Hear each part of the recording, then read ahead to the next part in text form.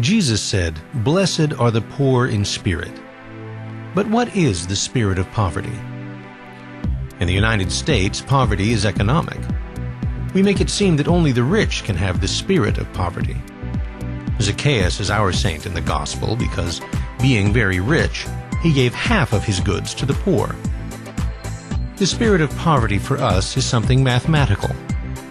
Even the word charity means to give alms.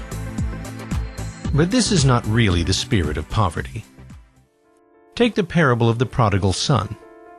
He became economically poor when he lost his money and sank so low that he became a feeder of swine. But he became poor in spirit when he returned home in rags, trusting in the goodness of his father.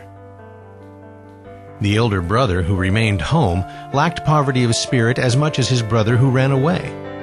Though he had plenty to divide, he refused to share it with the returned beggar. What then is the spirit of poverty?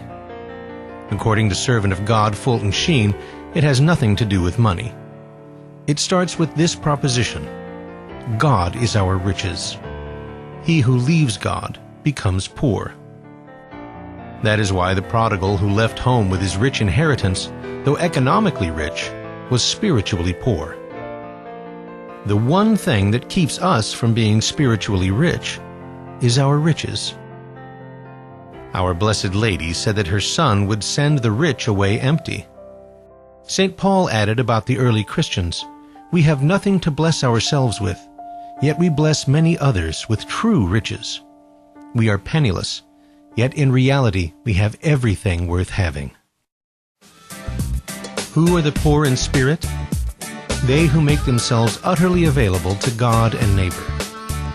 They are in His hands like disposable Kleenex, things of no account except to be used by Him. Poverty of spirit has nothing to do with how much money we give. Our Lord, who watched those who gave in the temple, said that the woman who gave her last 2 coins gave more than anyone else. Why? Because He measures not by what we give, but by what we have left. Every emptying makes room for Him and gives us the chance to replace the riches we cannot take with us with the only riches that endure. God love you.